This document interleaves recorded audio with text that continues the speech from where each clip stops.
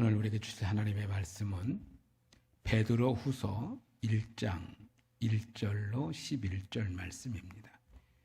제가 가진 성경책 385쪽에 베드로 후서 1장 1절로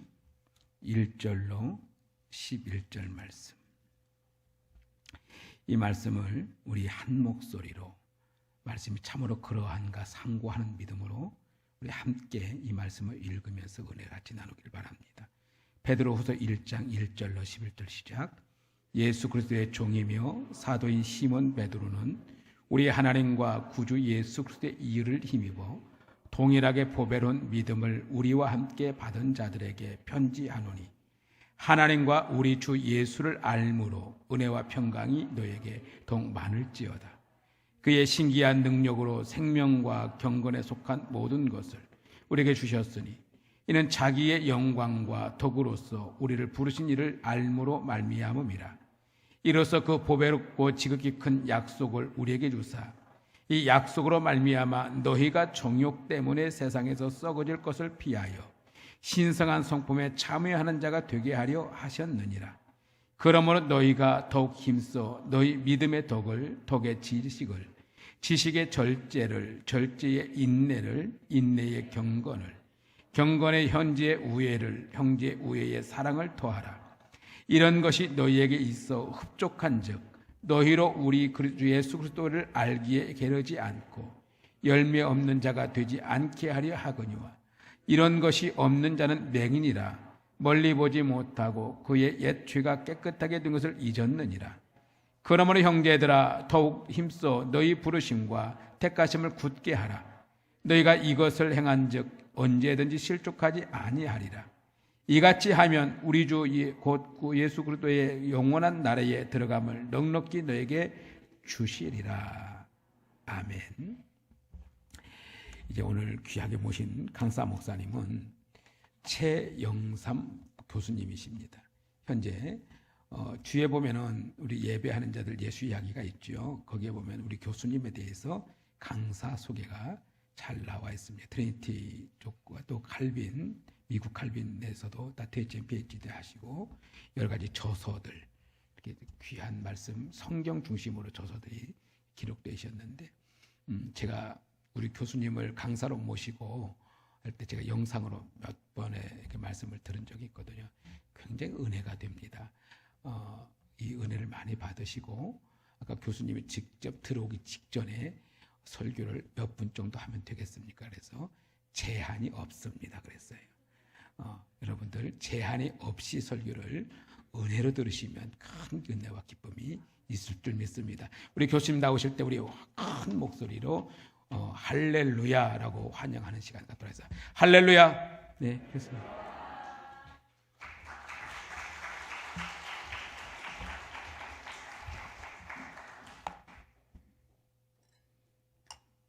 제한이 없다니까 겁이 나시죠?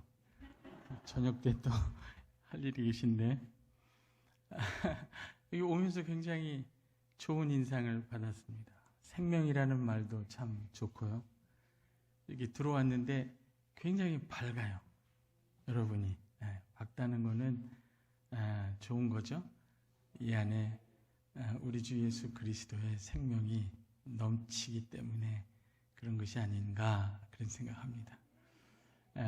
또 목사님하고 잠시 대화를 했는데 제가 아는 두 분 이야기를 하셨어요. 아주 친한 두 분. 근데 그 두 분 다 좋은 분들이에요. 알겠죠? 그 두 좋은 분들을 제가 생각할 때 굉장히 참 좋은 분들이었는데 그분들하고 친하시다니까 신뢰가 또 갔습니다. 그래서 여러분 반갑습니다. 예,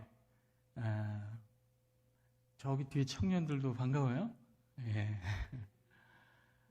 또 이게 재직 헌신 예배인데 우리 신집사님이시죠? 기도하실 때 기도하면서 저도 내가 목사 안수 받았을 때 받기 전에 무슨 결심과 생각을 했나 그게 문득 생각이 나더라고요. 기도 중에 생각해 보니까 두 가지가 떠올라요. 하나는 하나님께 제가 드릴 게 뭐가 있겠어요? 제가 목사 안수 받을 때 돈도 없고 뭐 재능도 많지 않고, 하나님, 주님이 나 같은 사람을 품어주신 그 마음을 기억합니다. 하나님, 내 평생 동안 제 마음을 주님께 드릴 테니까 이 마음을 사용하셔서 주님이 품으시고 싶은 사람들을 품어주세요. 그랬더니 저를 학교로 보내신 것 같아요. 제가 많은 사랑을 퍼붓지는 못했지만 학생들을 이렇게 품은 그 중에 한 사람이 여기 와서 또 사역도 하고 기억도 해주고, 그래서 감사했습니다. 또 한 가지 생각은 그 말씀이 참 저에게 의지가 됐어요. 네가 나를 택한 것이 아니요 내가 너를 택하여 세웠나니. 요한복음에 있는 말씀이죠. 어려울 때마다 그 말씀이 생각났어요. 내가 하나님 택했으니까, 하나님이 날 택해서 부족해도 세우셨으니까 세우신 뜻을 이루시고 세우시는데 필요한 모든 것을 주시라. 하나님이 세우셨다. 내가 택한 게 아니었다. 하나님이 책임지셔라. 이런 두 가지가 생각이 났어요, 여러분. 이게 제 첫 인상입니다. 설교는 시작 안 했어요, 아직. 이게 그냥 생각이 났다. 그 얘기.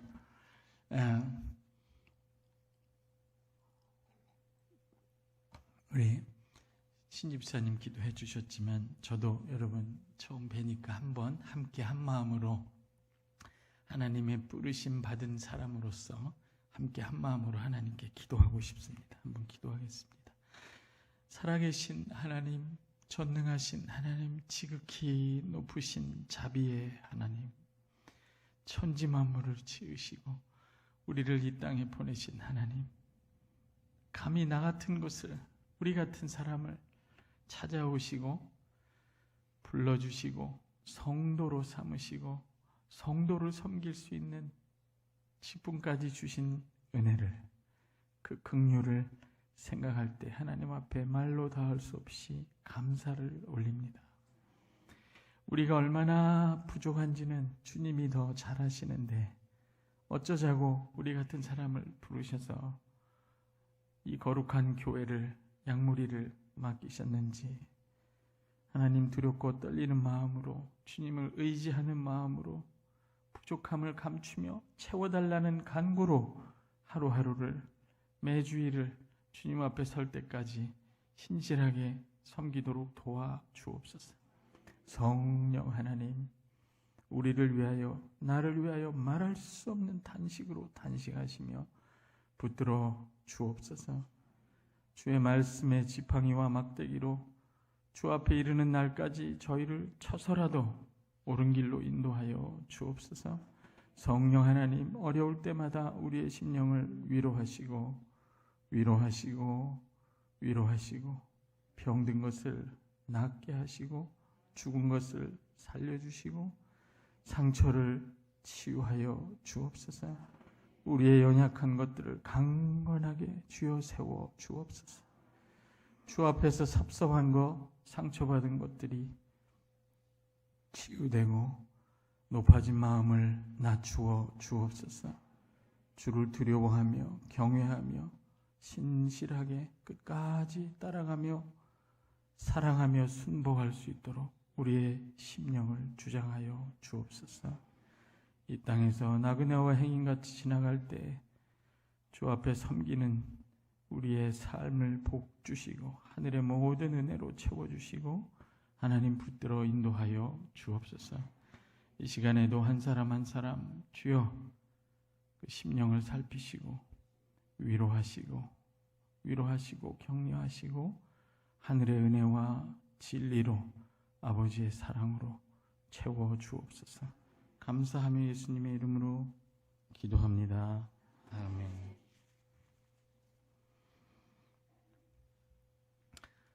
제목이 신적 성품에서 성장하라 이렇게 되어 있는데 제가 제목에다가 이렇게 명령체를 넣는 사람이 아니에요. 저를 보세요. 되게 부드러운 사람이에요. 제가 뭐 하라 이렇게 절대로 잘 안 해요. 네. 설교에다가 이렇게 과격한 건 아니지만 뭐 하나님이니까 명령하실 수 있죠. 우리에게 하나님은. 근데 이렇게 강하게 넣은 이유는 여러분이 혹시 교회에서 어떤 우리가 직분을 받고 섬기는 평생 동안 그 일로 인하여 어려워질 때, 힘들어질 때, 낙심할 때, 상처받을 때, 도전받을 때, 시험받을 때마다 하나님이 이 직분을 통해서 나에게 일만 하라고 한 게 아니라 내가 신적 성품에서 성장하라고 하시는구나. 그것을 기억하시라고 제목을 이렇게 달았어요. 그러니까 이제부터 주무셔도 되는 거예요. 결국 제목만 남는 거 아니에요, 여러분? 뭘 기억을 하시겠어요? 다음 주에 제가 왔는지도 모를 텐데. 신적 성품 그거 재직회 때 했다. 정말 이 직분 감당하기 힘들다. 신적 성품에서 자라라는 게 목적이구나. 그렇게 생각하라고 이 말을 남기고 가려고 제목을 썼어요. 우리 신학교에서 공부하는 학생들이 바쁩니다. 신대원에서 전도사도 하고 하는데요. 신학 대학원의 숙제가 또 오죽 많아요. 굉장히 많고 또 교회 사역도 하고 전도사님들이. 나중에 사역하다가 다 지쳐 나가 떨어져요. 공부도 잘 안 하지만 사역하다가 번아웃되고 지쳐 떨어지는 그런 신학교에서 신학 공부를 하고 전도사 사역을 시작해서 3년 지나면 신앙을 잃어버릴 만큼 그냥 기계처럼 사역을 하는 경우도 많이 봤어요. 탈진하는 거죠. 거의 반자동적으로 생각 없이 마음 없이 하는 경우가 너무 많아요. 안타깝죠. 너무 안타깝죠. 하나님의 사랑 없이 사역하는 것처럼 비극적인 게 없어요. 진짜 비극적인 거예요. 그래서 그런 학생들에게 제가 가끔 이야기합니다. 왜 하나님이 너를 불렀다고 생각하니? 가서 거울 좀 봐봐. 네 성적표를 보든가. 잘하는 게 아무것도 없어요. 근데 왜 널 불렀을까? 너를 통해서 하나님이 섬길 사람, 너를 통해서 할 일들이 중요했다면 너보다 잘하는 사람을 불렀겠지.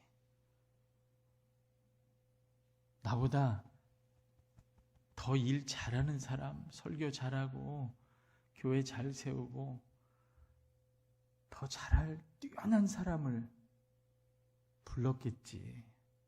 어떻게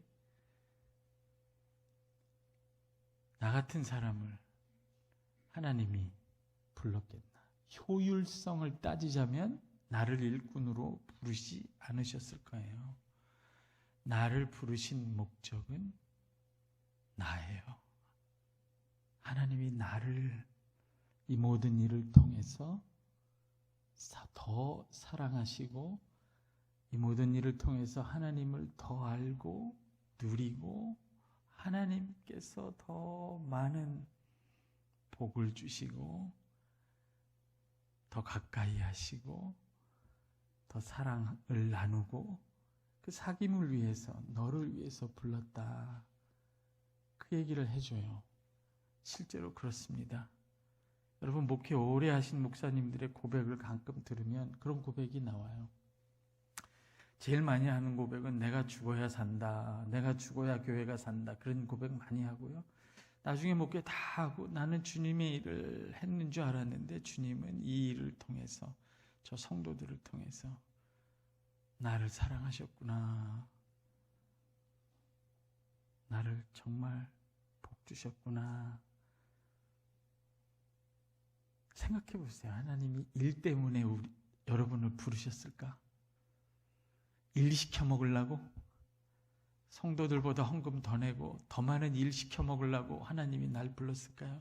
그런 하나님이 아니세요. 여러분에게 일을 시키려고 부른 게 아니라 여러분을 부르신 거예요. 이 일을 통해서 하나님이 어떤 분이신지 그분을 가까이서 이해하고 그분의 마음을 품고 사는 게 얼마나 복되고 그분과 함께 이 세상을 다시 재창조하고 하나님의 백성을 세워가는 게 얼마나 복된 일인지 하나님이 알려주고 싶으신 거죠. 마가복음 3장 14절에 보시면요. 한번 찾아보실래요? 기억을 해볼 만하죠. 마가복음 3장 14절에 보면 이렇게 돼 있어요. 다 찾으셨으니까 읽어볼까요? 마가복음 3장 14절 시작.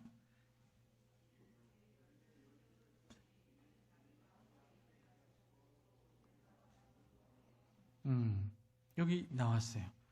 이에 12를 세우셨으니 하나님이 제자들을 부르셨어요. 12를 세우셨으니 이는 자기와 함께 있게 하시고 또 보내사 전도도 하시며 처음부터 전도시키려고 보낸 게 아니라 그거보다 먼저 나오는 게 자기와 함께 있게 하시고 그러니까 이런 거예요.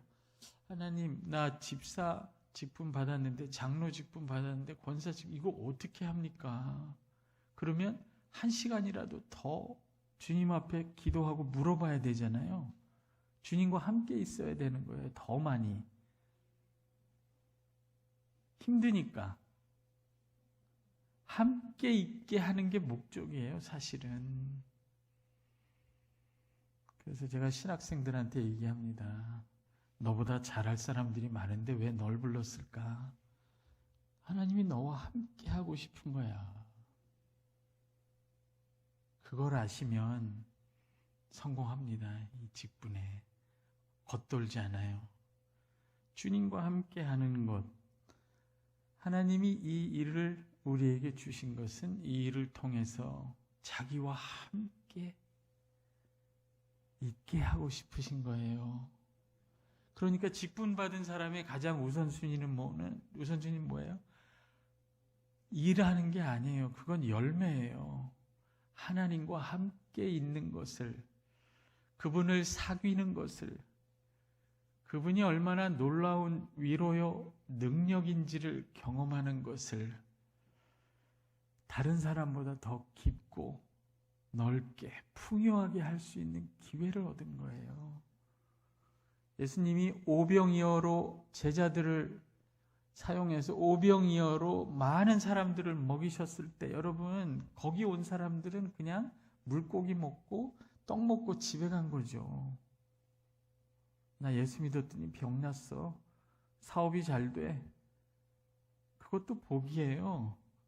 근데 그 오병이어를 물고기 2마리하고 떡 5개를 예수님이 축사하사 그거를 나눠주면서 그게 무한정으로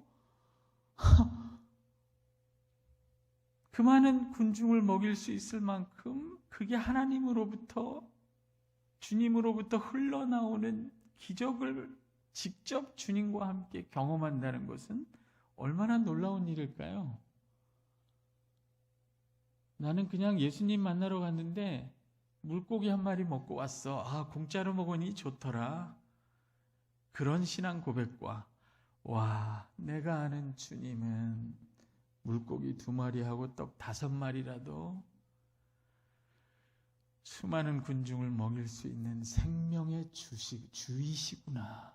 내가 그분을 만났구나. 내가 그분과 함께 있고 그분을 수종 들고 있구나. 바다를 밟는 분, 죽은 자를 살리시는 하나님을 내가 섬기는구나. 내가 그분과 함께 있구나. 와, 이건 얼마나 놀라운 일인가. 그런 걸 알게 하고 누리게 하려고 일을 시키는 거예요. 아멘 하셔도 되는데 그러려고 일 시키는 거예요. 해보세요. 이거 물고기 2마리 갖다 줘라. 그러면 귀찮아, 이거 어떻게 해요? 그게 물고기 2마리가 아니에요. 해보세요. 주님이 시키는 일을. 설교하면 여러분이 복 받는 것 같죠? 이 하나님의 생명의 말씀이 나를 통해 지나갈 때 가장 큰 전율과 복을 느끼는 사람은 나예요. 설교자예요. 설교자를 통해서 나갈 때. 그러니까 여러분도 다 신학교 와서 설교자가 되시면 안 되죠. 그냥 집사님 하세요. 부르지 않은 일을 하면 안 되니까. 그게 부르신 하나님의 목적이라 이 말이에요. 하나님의 목적은 여러분의 일이 아니라 여러분입니다. 그걸 잊지 마세요. 여러분을 일 시켜 먹으려고 부른 게 아니라는 사실을 꼭 말하고 싶어요. 다시 말씀드려요. 일을 할 것 같으면 여러분을 안 불렀어요. 제때제때 하기를 하나, 즉각적으로 순종하기를 하나, 게으르고 느리고 더디고 뻗대고 그런 분은 없으리라고 생각하지만 제 경험을 빌려서 얘기하는 거예요. 왜 그런 사람을 불렀겠어요? 말 잘 듣고 가진 게 많은 사람을 불렀겠지. 나를 복주시려고 이 일을 부르신 것을 잊지 말아야 합니다. 그러면요, 사역이 항상 하나님과 함께 있을 때 누리는 그 만족스러움과 기쁨과 사랑, 하나님의 사랑을 받은 사람만이 할 수 있는 넘치는 사랑으로 사역을 하게 됩니다. 사랑 없이 사역을 해야 될 때도 있지만 불행한 일이에요. 사랑 없는 사역은 열매 맺지 못합니다. 예.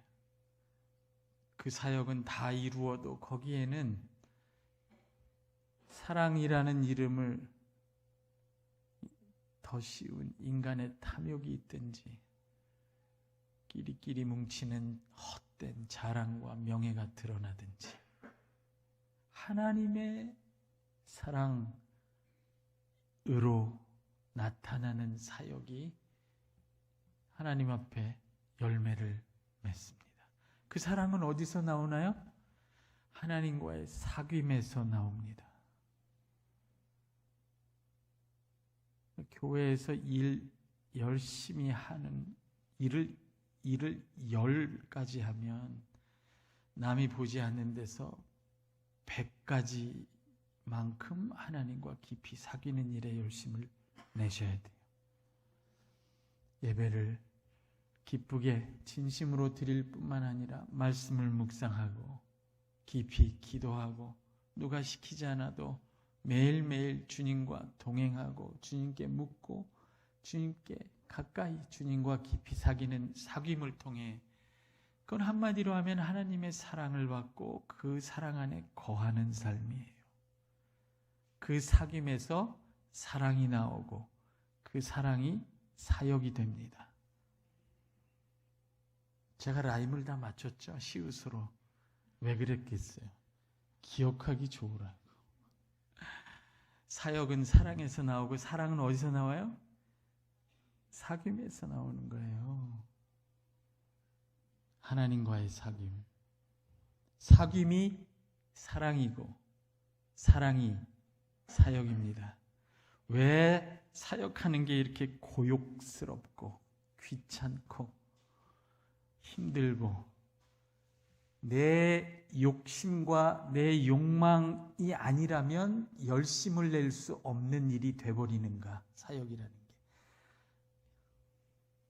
내가 이제 집사니까 장로가 되려면 이걸 해야지.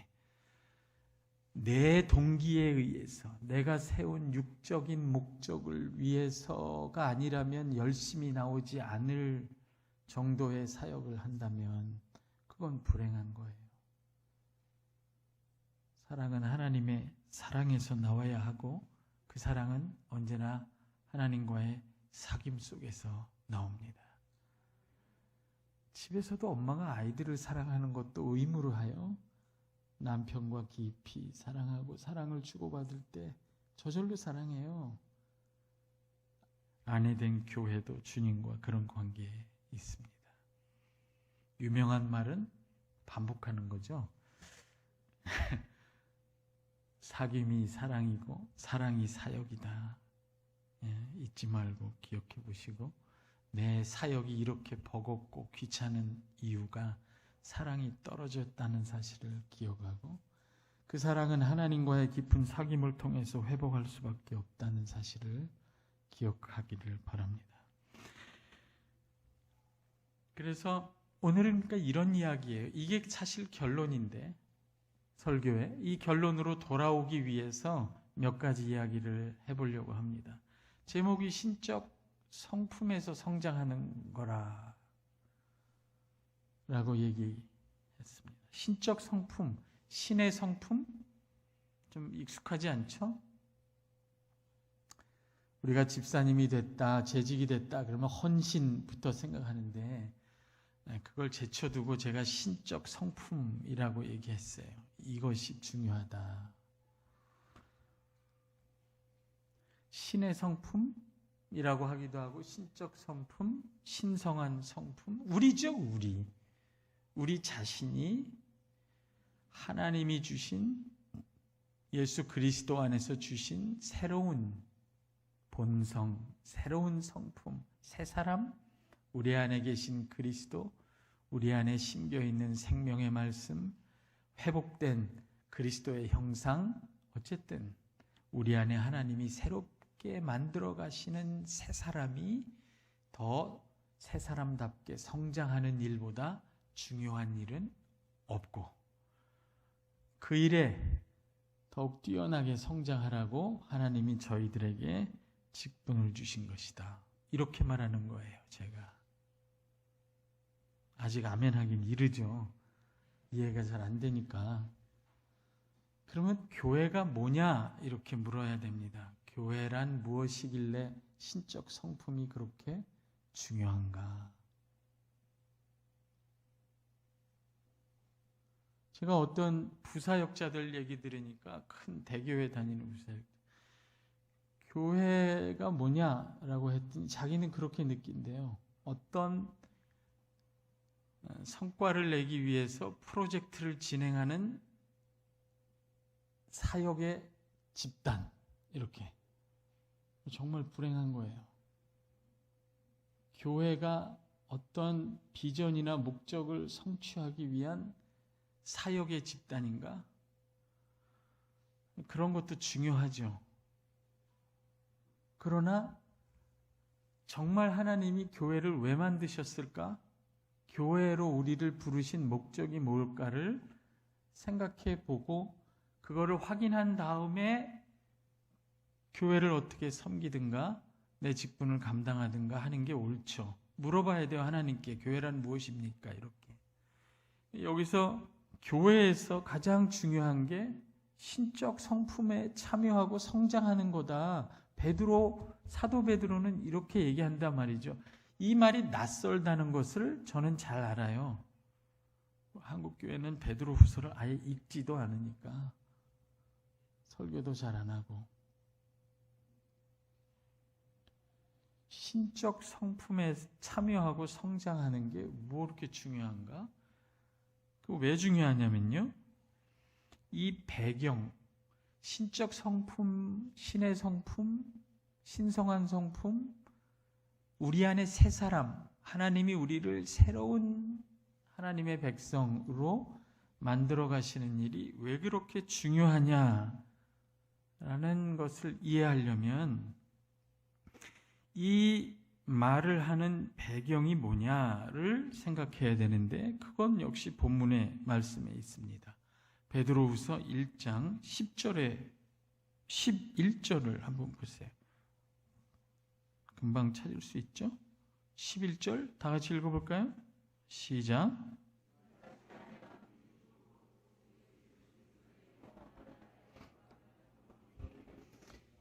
영원한 나라. 한번 다 같이 해봅시다. 영원한 나라. 영원하지 않은 나라도 있는 거죠. 이 세상이에요. 영원한 나라가 배경이에요. 영원한 나라가. 하나님이 지금 우리 교회를 성장시키기 위해서 여러분을 부른 게 아니에요. 그건 열매죠. 영원한 나라가 배경이에요. 이 나라를 위해서 우리를 부르셨는데 이거를 베드로후서가 3장에 가면 더 명확하게 얘기합니다. 3장 10절에서 13절까지 한번 찾아서 3장 10절에서 13절까지 읽어볼까요? 시작.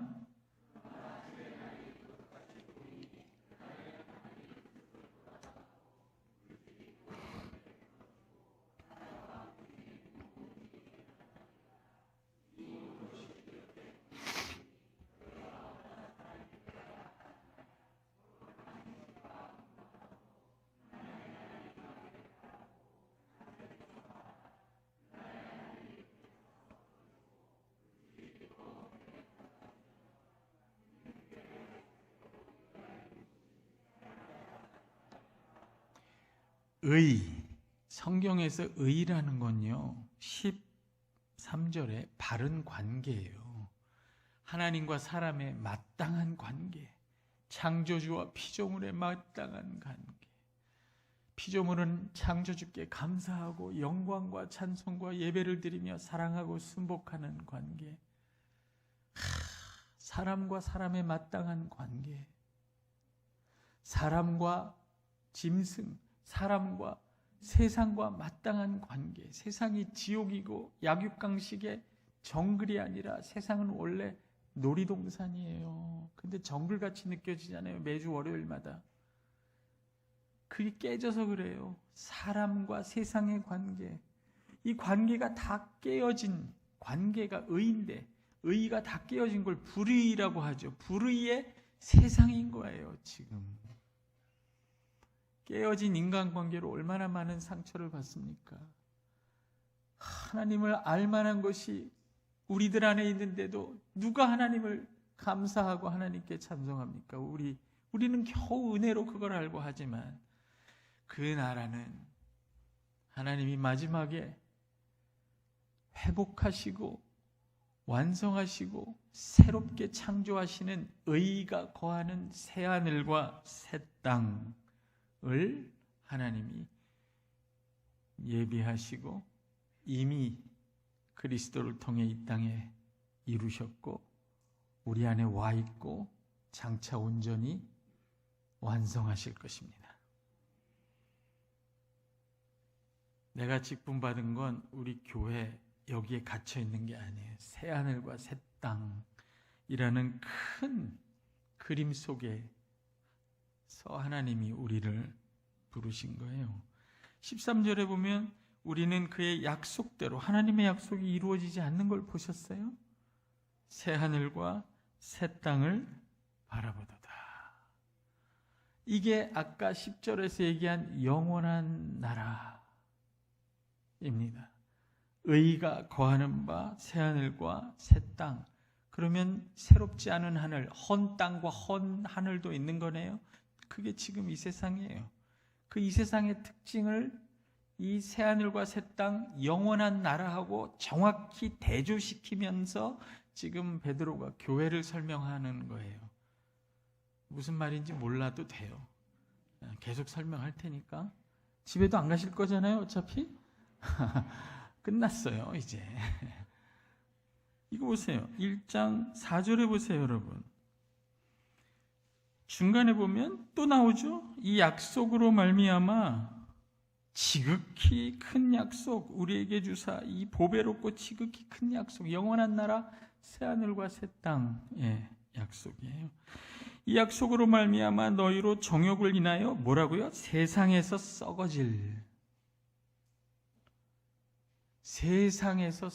것을 피하여 너희는 교회가 되었다. 신적 성품에 참여하게 되었다.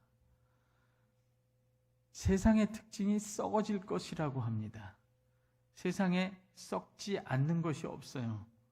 다른 말로 하면 죽음 아래 있다, 이런 뜻입니다. 썩지 않는 걸 보셨어요? 세상에서 다 썩습니다. 왜요? 시간이 지나면 다 썩어요. 왜요? 이유가 있어요. 죽음이 지배하기 때문에 시간이 지나면 썩는 거예요. 죽음이 지배하지 않으면 시간이 지나도 안 썩을 수 있어요, 여러분. 사도 바울이 이런 얘기를 하죠.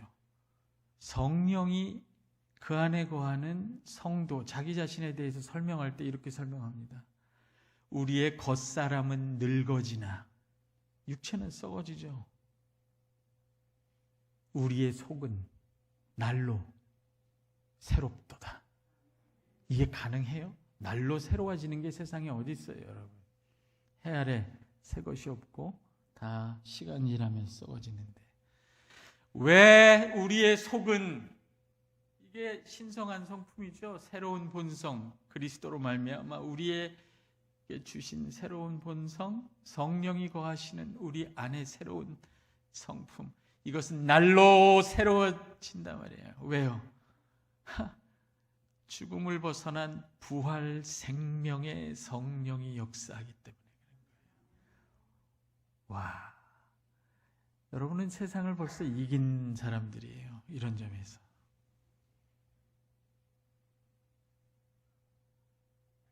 세상에 썩어질 것을 피하여 죽음이 두려워 죽기를 무서워하여 일생에 매여 종노릇하는 데서 벗어나게 하사 부활 생명을 누리는 신적 성품에 참여하게 하셨다. 이게 교회입니다. 예수 믿고 복을 받는 게 아니라요, 예수가 복이에요. 예수 믿고 세상에서 성공하는 게 아니라 예수 믿고 세상을 이기는 거예요. 세상에서 지든 이기든 예수 믿으면 세상을 이겨요. 왜요? 세상은 죽음 아래 있어요. 다 썩습니다. 여러분 안에는 겉사람은 늙어지나 날로 새로운 부활 생명의 역사가 살아서 역동하고 있습니다. 이게 교회예요. 저와 여러분이 섬기는 교회라는 게 얼마나 놀랍고 영광스러운지를 알아야 돼요. 2장 20절에 보세요.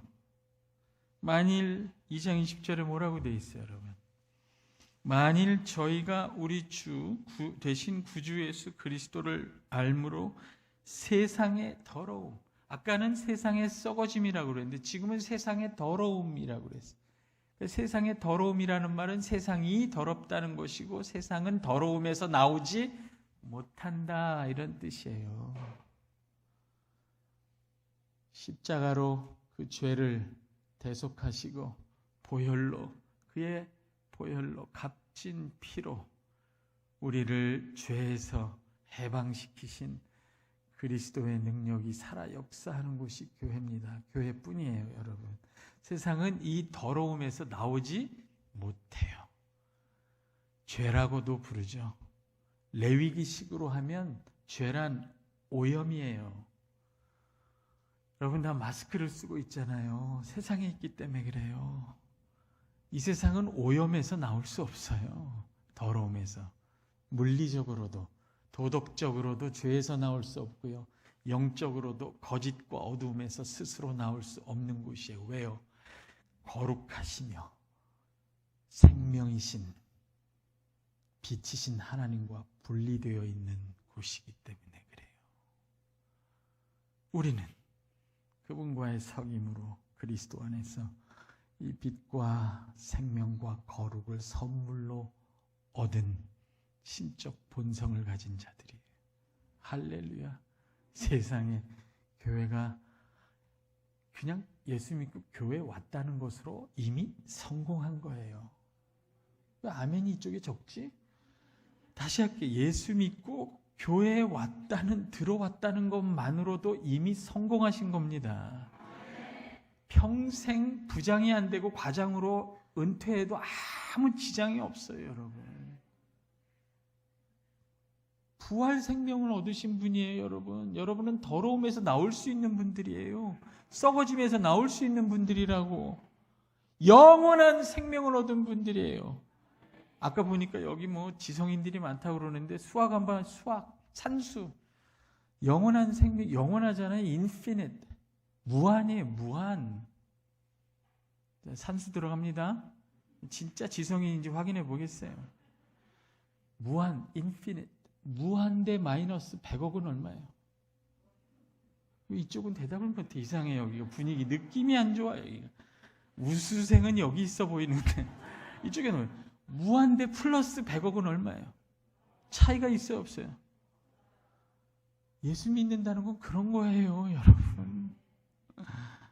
믿은 걸로 끝난 거예요. 나 갑자기 100억이 생겼어. 교회에 와서 그걸 자랑할 수 있어요? 교회에 와서? 딴 데서 교회에서 자랑할 수 있어요?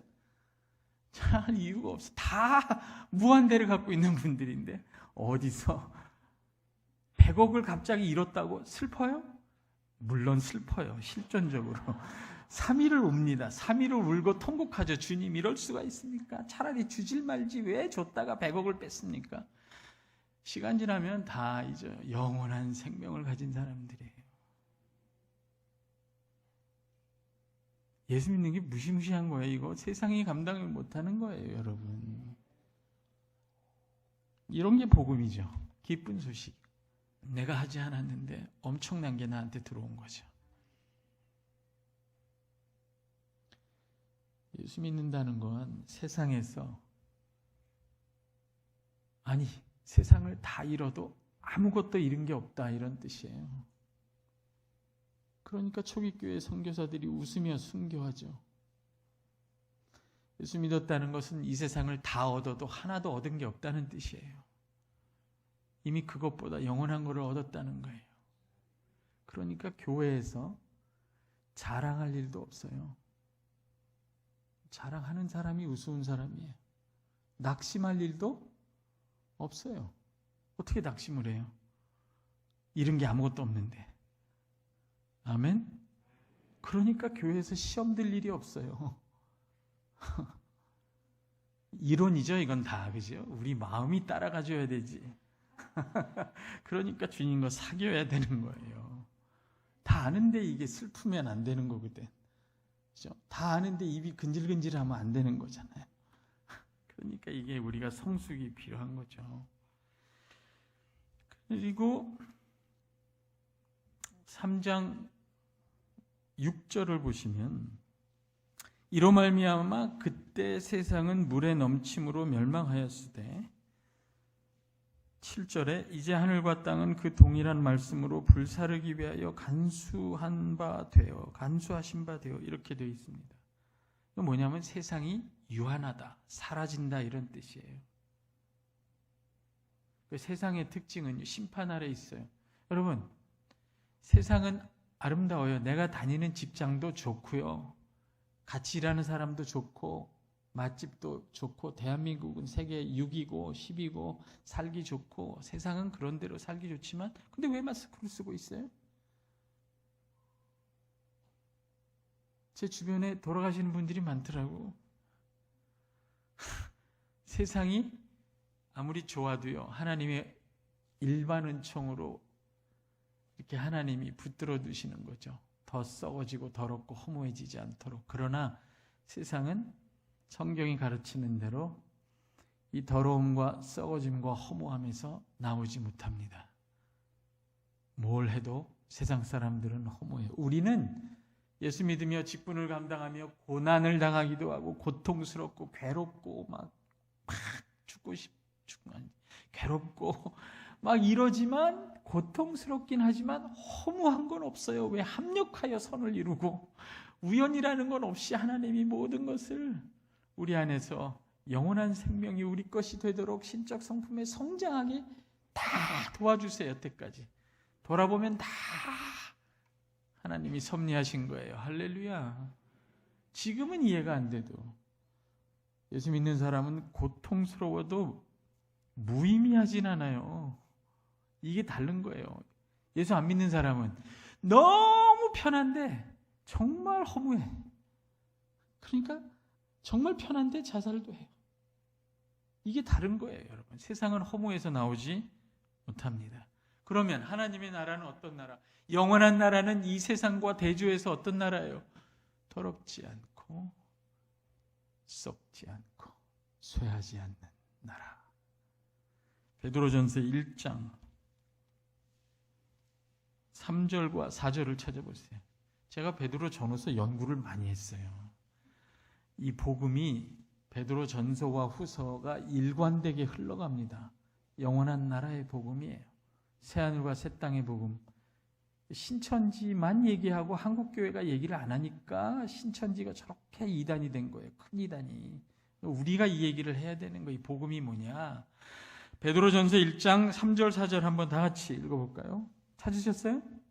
시작.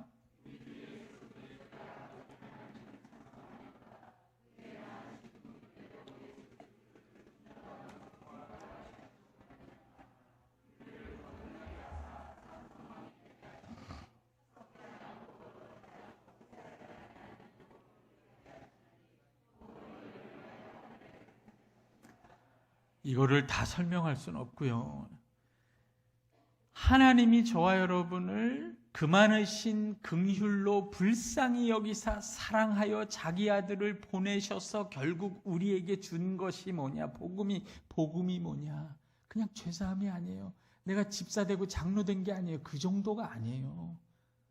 소망을 주셨는데, 소망. 그 소망의 내용이 뭐냐면 썩지 않고 더럽지 않고 쇠하지 않는 기업, 땅, 나라를 주신 거예요.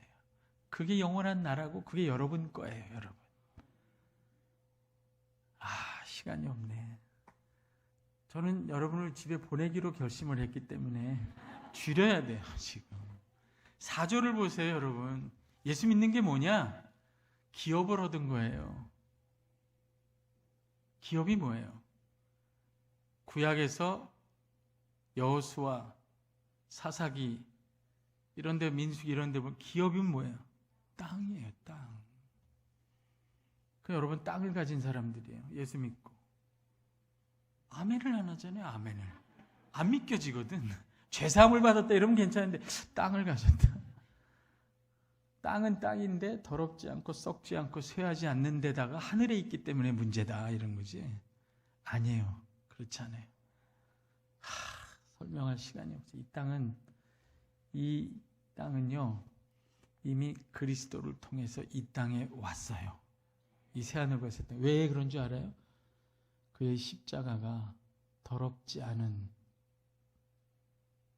거룩의 능력을, 거룩의 통치를 이 땅에 가져왔어요. 십자가가 있는 곳엔 더러움을 이겨요. 이 지구상에서 단 한 곳 십자가가 있는 여러분의 심령은 더러움을 이겨요. 부활하신 그리스도의 빈 무덤, 부활하신 예수 그리스도, 죽음, 썩어짐을 이기시고 부활하신 그리스도를 믿고 그 부활하신 그리스도의 영, 그리스도가 그 안에 있는 사람은 죽음, 썩어지는 세상을 이깁니다. 썩지 않는 나라가 이미 그의 안에 온 것이에요. 새하늘과 새 땅을 이미 누리고 있는 거란 말이에요. 와, 이거보다 좋은 게 어디 있어요? 그 땅이 하늘에만 있는 게 아니라 여러분 안에 이미 와 있다는 거예요. 성령이, 예수님이 죽고 부활하셔서 승천하사 이 땅에 보내신 성령, 영원하신 하나님이 예수 믿는 여러분 안에 성령으로 임재해 계세요. 여러분은 허무함을 이기는 거예요. 영원한 나라, 허무하지 않은 나라, 그 나라의 통치가 성령을 통해 여러분 안에 이미 와 있어요. 더럽지 않고 썩지 않고 쇠하지 않는 새하늘과 새 땅이 그리스도의 십자가와 부활과 성령으로 우리 안에, 교회 안에, 여기에 이미 와 있는 거예요. 여기가 새하늘과 새 땅의 시작이고 새하늘과 새 땅의 능력이 여기 임재해 있는 거예요. 어려운 얘기 많이 하는데 다 아멘하시네요. 목사님이 잘 가르치신 거야. 그러니까 교회가 엄청난 곳이, 지구상에 이런 곳은 여기밖에 없습니다, 여러분. 비록 우리가 아직 마스크를 쓰고 있지만 마지막 날에 주께서 다시 오셔서 이 물리적인 세상에서도 더러움을 제거하실 거예요. 그날이 오면 마스크를 영영 버리세요. 필요 없어요. 그래서 이 영원한 나라, 더럽지 않고 썩지 않고 쇠하지 않는 영원한 나라, 이 새하늘과 새 땅을 이미 하나님이 우리에게 주신 것입니다. 그리스도를 통하여 우리가 이미 받은 거예요. 그러면 더럽지 않고 썩지 않고 쇠하지 않는 나라에 들어가려면 계속 더러워도 돼요? 썩어지고 허무한 것을 추구하며 살아도 돼요? 보세요. 하나님은 이미 저와 여러분을 더럽지 않고 썩지 않고 쇠하지 않는 나라에 넣어주셨고 그 안에서 살게 하시고 앞으로 장차 그 나라를 받아서 다스리게 할 텐데 계속 더럽고 계속 썩어지고 허무한 걸 추구하며 살면 어떻게 될까요? 안 맞죠? 아마 그 나라에 보내도 본인은 튀어나올지도 몰라. 저는 더러운 게 익숙해요. 저는 썩어지는 게 더 좋아요. 저는 허무한 일이 좋아요. 그렇게 될 수는 없잖아요. 그러니까 이런 표현이 나옵니다. 베드로후서 3장 다시 한번 가보세요. 제가 항상 이 부분을 읽으면서 약간 허탈하기도 해요. 3장 13절과 14절을 같이 읽어보세요. 베드로후서 3장 13절 14절 같이 읽습니다. 시작.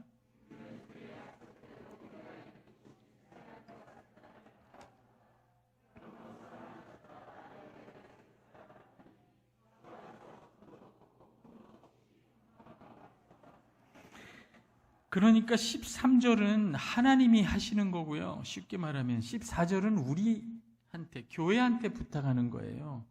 저는 이 부분을 읽을 때마다 이 젊은 혈기에 약간 항상 김이 빠진다는 느낌을 받았어요. 13절처럼 새하늘과 새 땅을, 여러분 새하늘과 새 땅을 위해서 일합시다. 이 세상에서 새하늘과 새 땅을 건설합시다. 이러면 굉장히 막 우리가 새하늘과 새 땅을 건설하는구나 이런 느낌이 나잖아요. No, 그 하나님이 갖고 오세요. 주께서 다시 오지 않으면 새하늘과 새 땅이 완성되지 않아요. 그것은 대체로, 우리도 노력하지만 대체로 하나님께 달린 일이에요. 우리에게 부탁한 건 이거예요. 14절. 그러므로 사랑하는 자들아, 이 약속을 받은 자들아, 너희가 이것을 바라보나니 주 앞에서 점도 없고 흠도 없이 평강 가운데서 나타나길 힘쓰라. 교회가 되라. 신적 성품에서 성장하라. 그 나라에 들어가기에 합당한 그 나라를 이미 받았고, 미래가 아니에요. 이미 받았고 누리고 있고 지금도 경험하고 있는 그리스도의 십자가와 부활과 성령의 충만 안에서 더럽지 않고 썩지 않고 쇠하지 않는 나라에, 새하늘과 새 땅 그 영원한 나라의 능력을 누리며 그걸 소망으로 갖고 있고 장차 그 나라를 완전히 소유할 너희여, 그 나라는 내가 완성할 터이니 너는 그 나라에 합당한 백성이 되어라. 그래서 신적 성품이 중요해지는 거예요. 다시 한번 보세요. 13절은 새하늘과 새 땅을 바라보는데 이것은 주께서 다시 오셔서 완성하는 하나님께 속한 일이고 14절은 우리의 몫입니다. 이게 가만히 보면요, 굉장히 중요한 일 중에 하나예요. 이걸 구분하는 게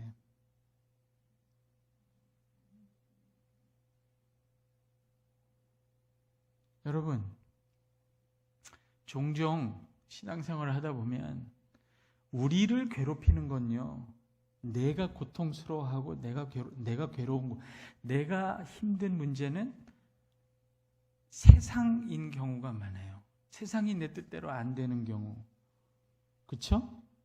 내 마음대로 돈이 생기지 않고 내 앞에 있는 홍해가 안 갈라지는 거예요. 그걸 건너야 되는데 우리의 골칫거리는 항상 세상이라고 생각해요. 직장에서 내 마음대로 안 되는 거예요. 네. 직장의 그 부장이 나를 괴롭히는 그게 세상이 문제인 거예요. 항상 우리는 골치 아프게 세상이. 왜 하나님 주여 이 홍해를 갈라 주시옵소서. 그 생각해봐요, 여러분. 똑똑하니까 지성인들이라며. 하나님이 홍해를 오늘 저녁에 내 앞에 있는 홍해를 가를 수 있을까요, 없을까요? 능력이 있어요, 없어요? 하나님 돈이 없어요? 왜 안 해요, 도대체? 날 사랑하지 않는 거예요? 아니야, 자기 아들까지 아끼지 않고 주셨잖아요. 그러니까 미궁 속에 빠져요. 여러분, 하나님한테는 세상이 문제가 안 돼요. 우리한테 문제가 되지. 하나님의 문제는 뭘까요? 세상이 아니에요. 하나님이 오늘 저녁이라도 여기 베드로후서 3장에 있는 새하늘과 새 땅을 가져올 수 있어요, 없어요? 오늘 저녁에. 왜 안 하실까? 하나님이 세상을 창조할 때 창조 세계는 아무 문제가 없었어요. 뭐가 문제였어요? 아담이 문제였어요. 아담이. 그 창조 세계를 하나님의 말씀으로 뜻대로 다스려야 할 아담이 하나님의 말씀을 실어버린 거예요. 우리의 문제는 늘 세상인데요. 하나님의 문제는 늘 뭘까요? 이렇게 해봐요. 하나님의 문제는 나예요, 나. 하나님이 새하늘과 새 땅을 가져올 수 있는 능력이 없는 게 아니라 그 나라에 들어 다스릴 백성이 없는 거예요. 이해하세요? 그래서 교회가 힘써야 되는 일이 뭐냐? 우리가 그 나라에 들어갈 백성답게 성장하고 있느냐가 중요해지는 거예요.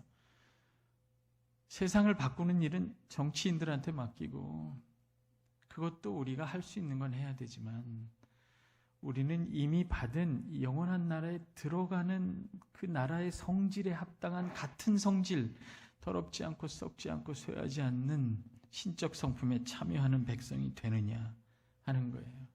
제가 이런 걸 묵상하다가 그 켈빈에서 유학을 했는데 아르바이트 하면서 도서관을 청소했어요. 뭐 화장실도 청소하고.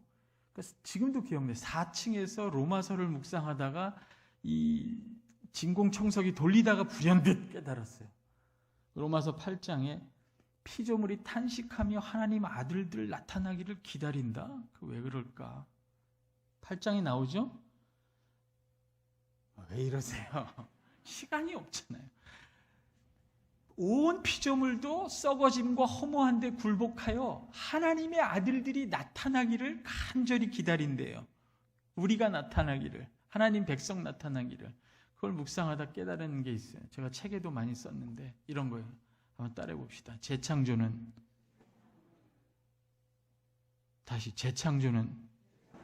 창조의 역순이다. 창조는 하나님이 세상을 창조할 때 사람부터 만드셨습니까? 세상부터 만드셨습니까? 세상을 창조하고 사람을 만들었어요. 그런데 누가 먼저 타락했어요? 사람이 먼저 타락했어요? 세상이 먼저 타락했어요? 로마서 5장에 보면 사람이 범죄함으로 사람 때문에 죄와 사망이 세상에 들어와서 세상이 이징형이 돼서 우리가 마스크를 쓰고 있는 거예요.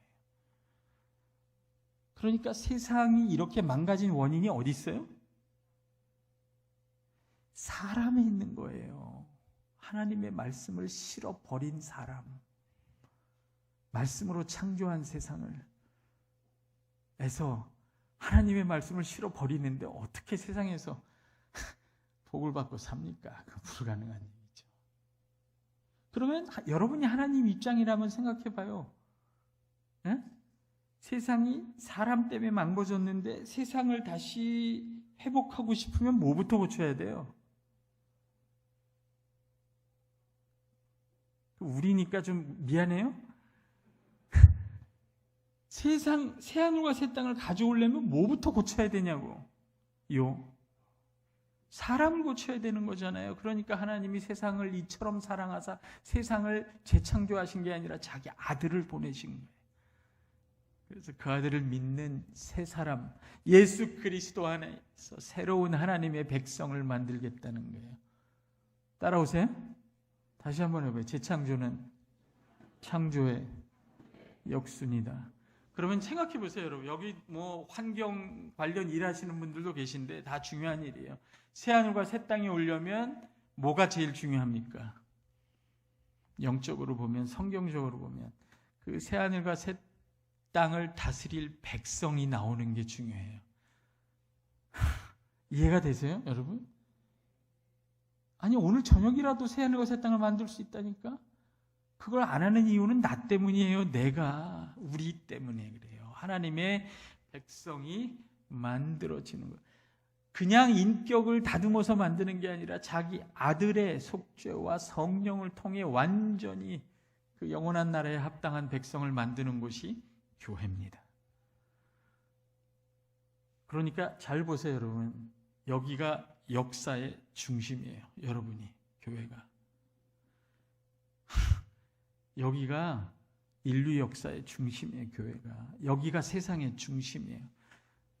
여러분 중에는 혹시 내가 예수 잘 믿어서 교회 와서 신앙생활 잘하면 직장에서 복받고 세상에서 좀 잘 돼서 살지 않겠나? 이런 생각 정도로 이 직분에 헌신하는 사람도 있을지 모르는데 사실은 반대예요. 하나님이 이 교회를 세우시기 위하여 여러분에게 세상에서 살게 하시는 거예요. 왜냐하면 교회보다 중요한 곳은 지구상에 존재하지 않아요. 역사상 교회보다 중요한 곳은 없어요. 하나님이 자기 아들을 하늘로부터 보내신 것도 여기에요. 여러분이 그 아들을 받으셨잖아요. 하늘에서부터 이 주께서, 부활하신 주께서 승천하사 보내신 성령이 내려오신 것도 여기에요. 삼위 하나님이 세상을 창조하시고 운행하시고 심판하시고 새롭게 창조하시는 만유의 주께서, 삼위 하나님께서 세 분이 다 온 정신을 가지고 자기를 쏟아부어 만들어 세우는 곳이 바로 여러분이에요. 교회예요, 교회. 여러분 직장보다 여기가 1000배, 1000배 중요해요. 여기가 하나님이 역사하시는 곳이고 여기서 하나님의 백성이 중생하고 태어나고 성장해야 새하늘과 새 땅이 옵니다. 이 세상을 위해서 가장 좋은 일을 할 수 있는 곳도 여기에요. 주일학교에서 전혀 소망이 없어 보이는 어린아이 하나에게 사랑으로 복음을 전해서 그가 예수를 믿고 그 안에 살았고 영원한 생명의 말씀이 떨어져서 하나님 백성으로 성장하는 그 일보다 중요한 일은 없어요. 아주 논리적인 일이에요. 아주 논리적으로. 그 전능한 하나님이 왜 이 교회의 모든 것을 쏟아붓고 교회를 바라보시고 교회가 교회되기를 원하시는 것일까? 그 일에 우리가 부름을 받았다는 거죠. 그러니까 우리가 신적 성품에 참여하고 성장하는 일보다 더 중요한 일은 없습니다. 저는 그게 내가 세상을 위해서 가장 좋은 일을 하는 방식이라고 생각해요. 물론 환경운동도 해야 되지만. 따라오세요, 여러분. 여러분, 한국교회는요, 베드로후서 1장 4절이 어디 있는지도 몰라요. 신적 성품에 참여하라 이런 얘기 잘 안 해요. 목사님 많이 하셨겠지만.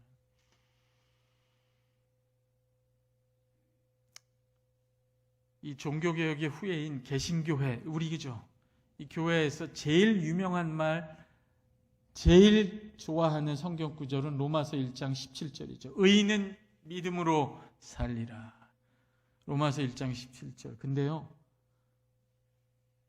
초기 교회 1000년 동안, 그 이후 더 오랜 기간 동안 동방교회와 서방교회가 11세기에 나눠졌으니까 그 오랫동안 1500년 동안 동방교회가 가장 사랑했던 성경 구절, 그 동방교회 1000년 동안 초기교회가 세워지는 신학과 신앙과 교회의 경건의 근본이 되는 단 하나의 성경 구절을 뽑으라면 이거예요. 너희가 세상에 썩어질 것에 피하여 신적 성품, 신의 성품에 참여하라. 이게 교회고 교회의 목적입니다, 여러분. 여기서 우리가 뭘 하냐, 으쌰으쌰해서 뭘 세우는 게 아니라 하나님 백성이 되어가는 거예요. 그거보다 중요한 일은 없어요. 그러면 신적 성품은 정확히 무엇이며 어떻게 참여하는가? 길어질 것 같죠? 간단히 이야기했어요. 아까도 이미 얘기했어요. 여러분, 이게 엄밀하게 얘기하면요, 오해하지 말아야 되는데, 신적 성품이라는 게 푸시스, 헬라어란 푸시스 테오이스인데, 푸시스라는 말이 본성이라는 말이 헬라어. 사실 타고나는 건데, 우리 안에 신적, 신의 성품, 하나님의 전능하시고 전지한 것을 우리가 받는다 이런 뜻이 아니라 하나님의 신성한 성품, 아까 말했듯이 죄를 이기는 거룩함, 죽음에서 벗어난 영원한 생명, 허무에서 벗어난 영원한 사랑, 이런 것들이죠. 새로운 본성인데 우리는 태어나면서 이런 본성을 갖고 태어나지 않습니다. 어린아이 아무것도 가르치지 않아도 그냥 더럽고 썩어지고 허무한 일을 해요. 우리 속에는 없는 본성인데 예수 믿음으로 하나님이 내 밖에서 내 안에 넣어준 새로운 본성이에요. 이것을 여러 가지로 표현할 수 있어요. 그냥 예수 믿었다, 예수님 내 안에 계신다, 바울이 말하는 속사람, 나의 속사람, 베드로 전서가 얘기하는 너희가 거듭난 것은 썩어질 씨앗이 아니라 썩지 아니할 씨앗으로 너희가 거듭났다. 그래서 그 영원한 말씀이 너희 안에 심겨 있다. 성령이 우리 안에 거하신다. 어떻게 표현하든 여러분 안에는 여러분이 만들지 않은 예수 믿음으로 밖으로부터 하나님이 여러분에게 심어 놓으시고 중생할 때, 거듭날 때 주신 신적 본성이 이미 있습니다. 이건 해야 돼요. 그렇죠? 이렇게 보세요. 예수 믿는 내 안에는 신성한 본성이 이미 주어져 있다. 아멘. 내가 말하는 게 아니라 베드로후서 1장 3절에 보세요. 3절 다 같이 읽습니다. 1장 3절 시작.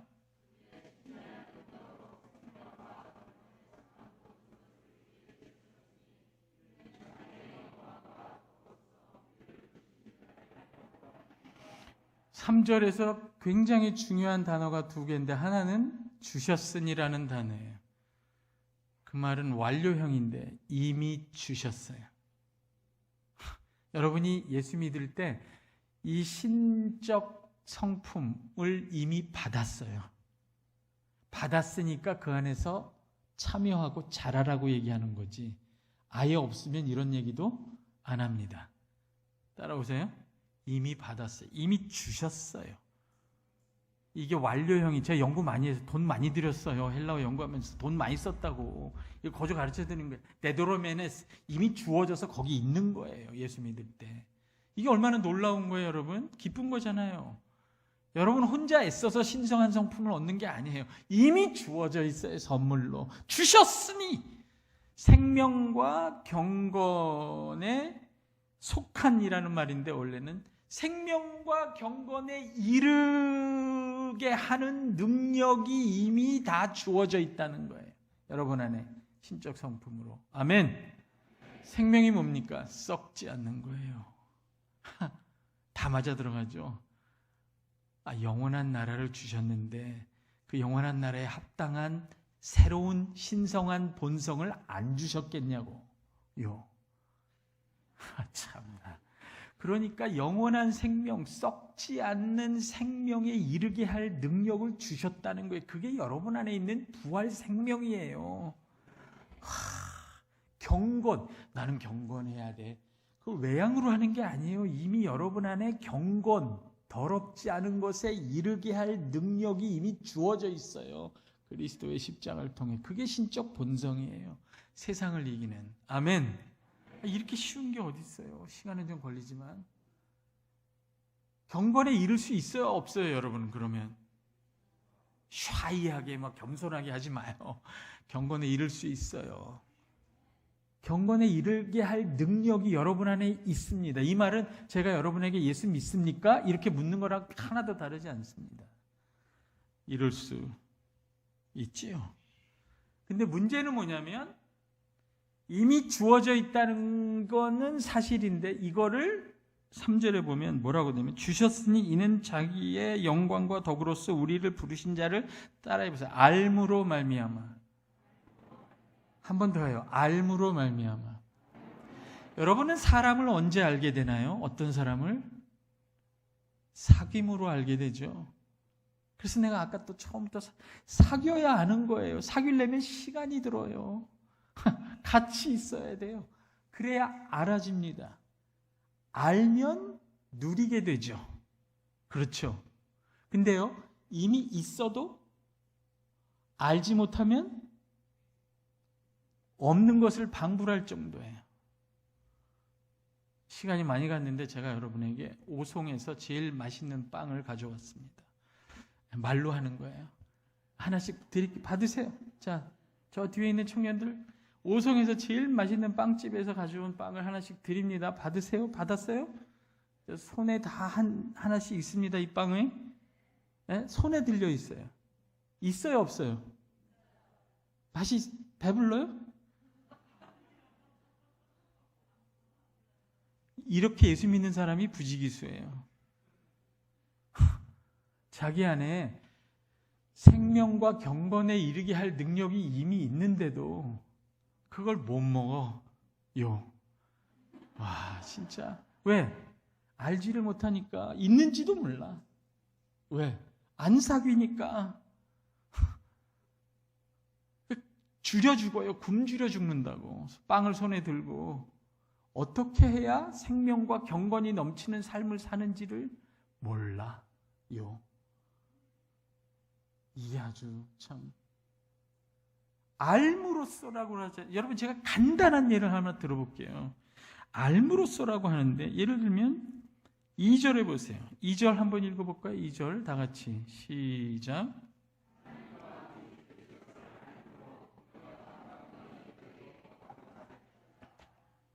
거기도 안다는 말이 나오죠. 누구를 알아요?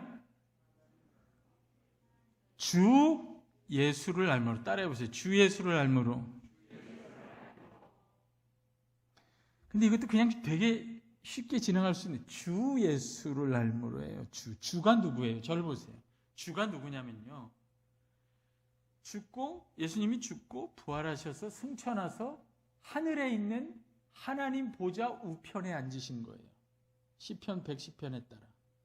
그게 주예요. 하늘에 있는 하나님 보좌 우편에 앉으사 주가 되신 거예요.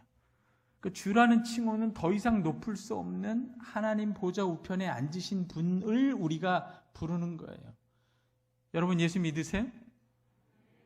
예수님이 여러분 안에 계시죠? 그분은 어디 계세요 지금?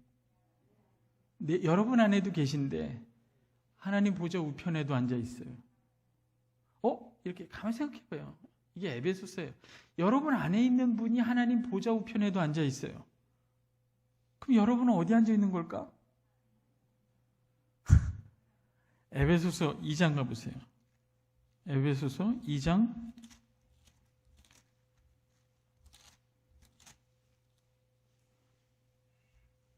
4절, 5절, 6절 한번 읽어봅시다. 에베소서 2장 4절, 5절, 6절 다 같이 읽습니다. 시작. 예.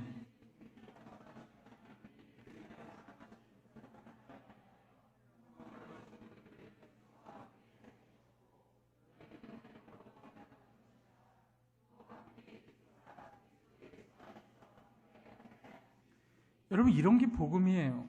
4절을 보면 하나님이 나를 사랑하셨죠. 5절에 보면 우리를 위하여 죽으셨고 살아나셨죠. 죄를 사하여 주시고 더러움에서 벗어나게 하시고 살리셨죠. 죽음도 이기게 하셨어요. 와, 이것만 해도 뭐 가슴이 터지는 복음인데, 거기다가 6절에 보면 함께 일으키사 그리스도 예수 안에서, 주가 되신 그리스도 예수 안에서 함께 어디에 앉히셨다고요? 절 보세요, 여러분. 어디에 앉히셨다고요? 하늘에 앉히셨다. 함께 하늘에 앉히셨다. 아멘. 이 앉히셨다는 말은요, 또 역시 제가 돈을 많이 들여서 배운 거예요. 헬라어로 보니까 이거는 이미 일어난 일이에요. 아우리스트라고 단번에 일어난 일이에요. 그가 죽고 부활해서, 예수님이 내가 믿고 세례받아 나와 연합하여 나와 분리될 수 없는 그분이 승천하서 하나님 보좌 우편에 앉으셨을 때 그 예수를 믿는 여러분도 함께 하늘에 앉히셨습니다. 그럼 여러분은 어디에 앉아 있어요? 어디에 앉아 있어요? 오송 생명교회 예배당에? 또 여기도 있지만 어디에 앉아 있어요? 하나님 보좌 우편에 앉아 있어요. 근데 표정이 이래요? 실감이 안 나죠. 왜? 모르니까. 먹어보질 않았어 그래요. 여러분, 저를 보세요. 예수 믿는다는 거는 예수님과 함께 하나님 보좌 우편에 앉아있다, 이런 뜻이에요. 따라오세요. 하나님 보좌 우편보다 높은 곳이 있어요? 그게 성도예요. 그 성도보다 높은 존재는요, 교회 안에도 세상에도 없어요. 예수 그리스도의 피로 말미암아, 그의 죽으심과 부활하심과 승천하심으로 말미암아 함께 하나님 보좌 우편에 앉게 된 존재가 성도예요. 집사, 장로, 목사, 권사는요, 하나님 보좌 우편에 앉아있는 성도를 섬기기 위해서 조금 내려와서 섬기는 직분이에요. 이러면 시험 들 일이 없죠. 성도가 높아요? 집사가 높아요? 둘 다 높죠. 집사도 성도잖아요. 그런 거예요. 아까 또 다시 수학을 다시 해요? 그게 그거예요.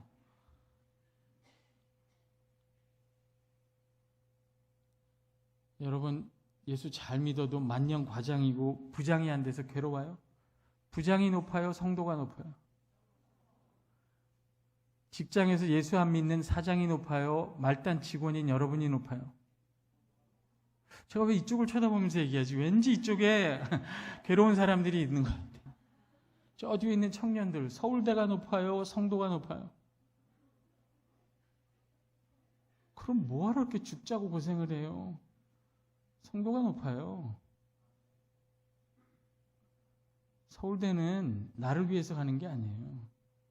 하나님과 교회와 이웃을 위해 가는 거예요. 서울대 가면 내가 더 영광스러워져요? 천만의 말씀. 웃기는 소리 하지 마세요. 직장에서 내가 승진하면 내가 더 영광스러워져요? 교회에서는 그런 자랑을 할 수가 없는 곳이 교회예요. 그러니까 교회가 위대한 곳이에요. 여기는 높은 사람을 낮추고 낮은 사람이 높아지는 곳이에요. 그러니까 새하늘과 새 땅인 거예요. 여기가 세상에는 없는 곳이에요. 그리스도 예수의 복음으로 말미암아 전혀 새로운 공동체가 되는 곳이 교회입니다. 이것을 모르면 직분을 하고 가장 세상적인 사람이 되죠. 일평생 교회에서 직분을 감당했는데 가장 더럽고 가장 썩어지고 가장 허무한 헛된 영광을 추구하는 사람이 돼버려요. 신적 성품에서 성장하는 것이다. 그렇죠?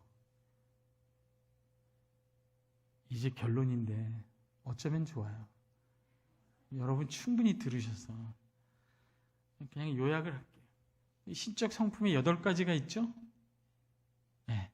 믿음, 덕부터 해서 신적 성품에서 성장하라라고 하는데, 이제 간략히 얘기해요. 신적 성품에 성장하라라고 하는데 이게 무려 8가지가 있는데요. 핵심은 딱 하나예요. 사랑입니다. 따라해보세요. 하나님의 사랑. 신적 성품은 하나님의 사랑에서 시작합니다. 하나님의 사랑을 우리가 믿음으로 받았을 때 신적 성품이 시작해요. 그리고 신적 성품이 성장하게 계속 촉발하고 동기부여를 하고 우리를 이끌어가는 것도 역시 하나님의 사랑입니다. 신적 성품에서 성장하려면 하나님의 사랑을 받고 그 사랑 안에 거하는 싸움을 해야 돼요. 계속해서. 아무리 누가 미워도 하나님의 사랑에 거하기를 죽도록 노력해야만 신적 성품에 성장하는 거예요. 신적 성품이 도달하는 최종의 목적지가 뭐예요? 역시 하나님의 사랑이에요. 그러니까 신적 성품은 하나님의 사랑으로부터 시작해서 하나님의 사랑을 통하여 하나님의 사랑에 이르는 성품입니다. 그게 교회예요. 여러분, 직분을 20년 하고 나면 하나님의 사랑으로 충만한 따뜻한 사람, 거룩한 사람이 돼야지. 교회에서 30년 직분을 취했는데 접근도 못할 만큼 험악한 사람이 되면 어쩌겠어요? 도대체 뭘 하신 거예요? 도대체 일만 하다 죽지 마세요. 바치다가 죽지 마시라고요.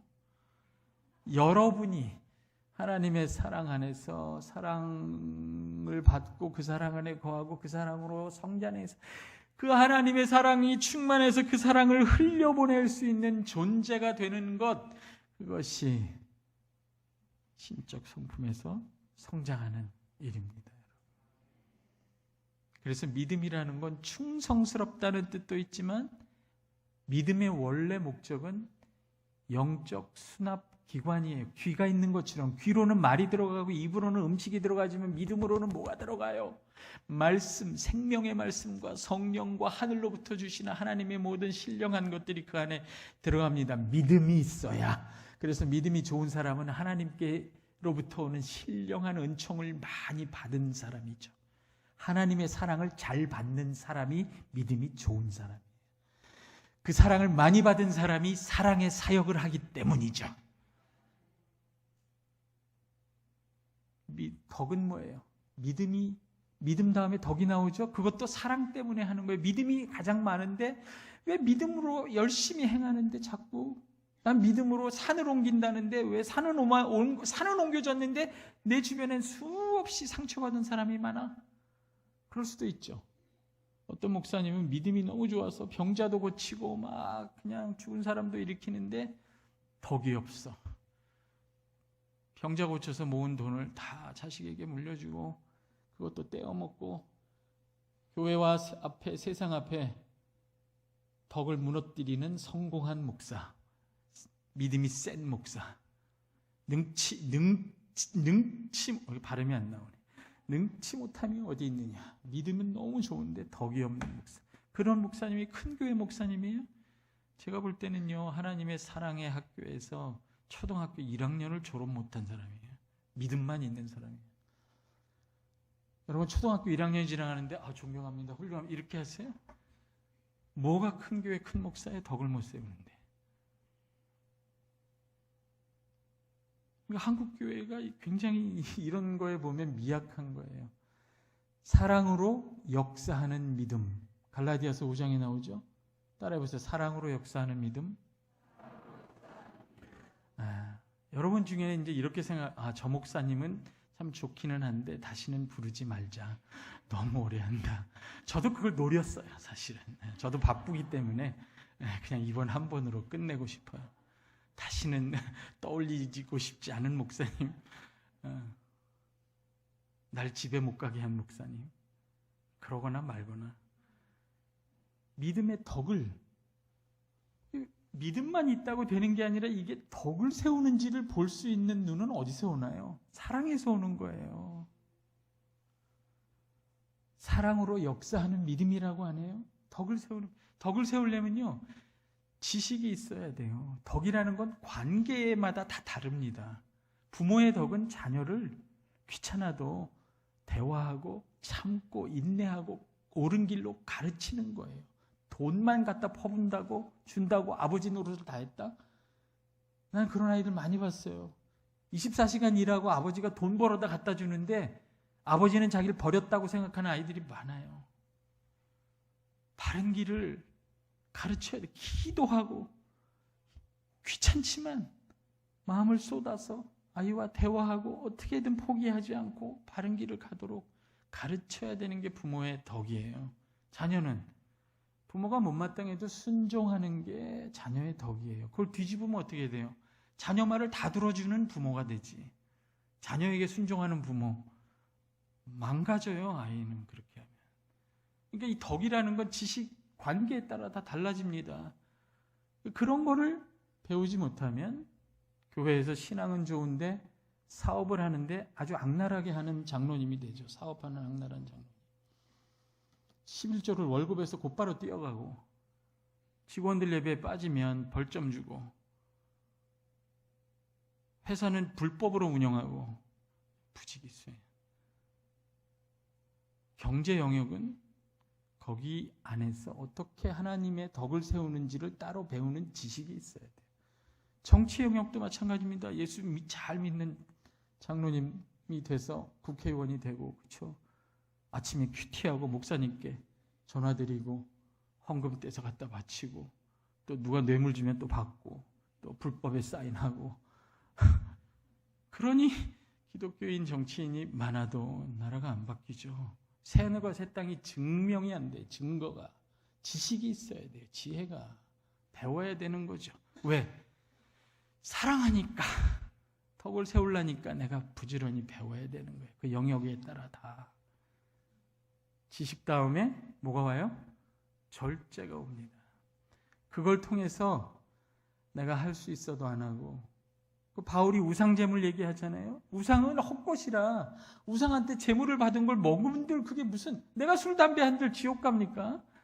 근데 그걸 초신자가 보니까 내가 참는 거예요. 할 수 있어도. 절제가, 저는 절제가 뭐 별로 중요하지 않다고 그렇게 뭐 아무것도 아닌 건데 깊이 생각해보면 초기 교회가 이런 말을 했어요. 여러분 늘 듣는 말이지만 충격적인 말이에요. 자기 부인이 인격의 완성이다. 네, 적으시는 수제자들이 여기 훌륭한 학생들 적잖아요. 이해가 안 되니까. 자기 부인이 인격의 완성이다. 저도 그걸 읽고 초기 교회 어떤 수도사가 쓴 말인데 저게 무슨 말이지? 인간한테는 자유가 있어요. 선택할 자유가. 그 자유를 하나님의 사랑을 위하여 접는 것이 인격의 완성이라는 거예요. 예수님이 그렇게 하신 거예요. 와, 이런 생각은 요즘에 없어요. 요즘 시대에. 대학생한테 물어보세요. 어른이 된다는 게 무슨 뜻입니까? 여기 대학생들 젊은 어른이 된다는 게 무슨 뜻입니까? 이제 성인이 되면 이전에는 할 수 없었던 것을 할 수 있는 자유를 얻는 거잖아요. 근데 여러분을 키우기 위해서 뼈와 살을 깎으며 다 길러내신 부모님한테 물어보세요. 어른이 뭔가? 부모님들 어른이 뭡니까? 할 수 있는 것이라도 안 하는 자유를 얻은 거죠. 사랑을 위해서. 그게 어른이에요. 그게 성숙한 거죠. 절제 다음에 인내가 나옵니다. 이 인내는 이제 그만할게 진짜로. 황홀한 인내라고 내가 표현하는 건데 인내를 통해서 죽었다 살아나며 참된 경건에 이릅니다. 여러분 교회 안에서 이 직분을 다 행하려면요. 저를 보세요. 다 때려치고 싶은 날도 와요. 네, 그냥 나라는 그릇이 다 깨져버리는 때가 와요. 내 인격도 깨지고 다 깨지는 때가. 그래도 내가 다 깨져도 내 안에 하나님이 두신 신성한 성품 예수 그리스도, 이 질그릇이 깨져도 내 안에 있는 보배이신 그리스도가 나오기 시작해요. 그게 있네요. 나는 깨지고 내 안에 있는 그리스도가 나오는 것. 그때 경건이 이루어집니다. 그 경건은 나의 경건이 아니라 예수 그리스도의 거룩하심과 경건입니다. 그 경건보다 높은 게 형제 우애라고 말하죠. 놀랍죠? 네. 저희 어머니께서 돌아가셨는데 제가 목사 될 때 한 말씀이 있으세요. 자기가 봤다는 거예요. 네, 제가 자란 모교에 가장 훌륭하고 귀한 존경받는 장로님이 계셨는데 그러니까 왜 제한이 없다고 하셨어요. 제가 어쨌든 그 장로님이 아주 훌륭하고 존경받는 장로님, 아주 깔끔한 교사하시면서 장로님이 계셨는데 초신자가 왔어요. 새신자가. 근데 아직 술에 쪄들었어. 담배에 쪄들어가고 옆에 있으면 냄새가 나요. 새신자니까 요 앞에 예배 때 앉힌 거예요. 그 장로님이 옆에 앉고. 근데 한 20분쯤 지나니까 이 거룩하고 깨끗한 장로님이 이 술, 담배 못 견딘 거예요. 네. 그때는 그냥 순교하는 마음으로 끝까지 가야지. 거기서 죽으셔야 되는 거잖아요. 근데 그냥 중간에 일어났어요. 그 혼자 남겨두고 못 견디고 가셨어. 그 거룩한 분이. 저희 어머니가 저한테 넌 그렇게 하면 안 된다. 저희 어머니 너무 어렵게 사셨기 때문에 그 사람들의 처지를 잘 아셨던 것 같아요. 저희가 목촌으로 이사 왔을 때 교회에서 적응 못하고 쫓겨났는지 나간 집사님이 한 분 계셨는데 몸에서 항상 냄새가 났어요. 쓰레기를 모아서 태우고 뭐 하는 직업을 가지신 분이라. 근데 못 다니셨어요. 동네에서 어머니가 그 사람을 볼 때마다 그냥 인사하지 않았어요. 집사님 하고 꼭 달려가서 꼭 끌어안아줬어요. 경건보다 뛰어난 경건은 나보다 경건하지 않은 사람을 끌어안는 형제 우애예요. 그게 더 진짜 경건이에요. 나도 한때는 2단, 3단 원수였어요. 그걸 기억하셔야 돼요. 그리고 하나님의 사랑에 이릅니다. 나의 사랑으로 헌신하고 교회를 사랑하면요, 얼마 못 갈 뿐만 아니라 망가질 수도 있어요. 교회를 너무 사랑해서 은퇴 안 하는 목사님도 봤고요. 자식을 너무 사랑해서 인류대학가라고 들들 볶다가 자식을 죽이는 부모도 있고요. 사랑이 다 사랑이 아니에요. 살리는 사랑도 있고 죽이는 사랑도 있습니다. 하나님의 사랑. 따라해보세요. 하나님의 사랑. 교회는 안 따라하셔도 돼요. 저 혼자 하고 마무리하고 멋있게 하고 갈래야. 교회는요, 하나님의 사랑을 받아 하나님의 사랑에 거하며 하나님의 사랑으로 우리의 모든 거짓된 사랑의 이름으로 치장한 욕망들, 그 사랑이 하나님의 사랑으로 치유를 받아 우리도 드디어 하나님의 사랑으로 사랑하는 사랑의 사람들이 되어가는 곳, 거기가 교회. 이게 신적 성품이고 이게 하나님이 저와 여러분을 여기에 모아놓으신 이유예요. 이 사랑에서 거하고 성장하셔서 새하늘과 새 땅을 받아 누리기에 하나도 부족함이 없는 하나님의 백성, 사랑의 백성 되시기를 주의 이름으로 축복합니다. 잠깐 기도하겠습니다. 하나님, 이 긴 시간 동안 우리와 함께 해주셔서 감사합니다.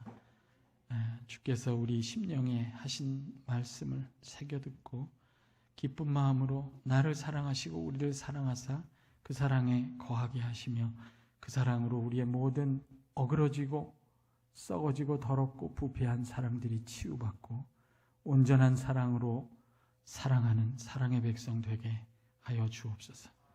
이 길을 다 갈 때까지 우리 각 사람을 붙들어 인도하여 주심을 믿습니다. 감사하며 예수님의 이름으로 기도합니다.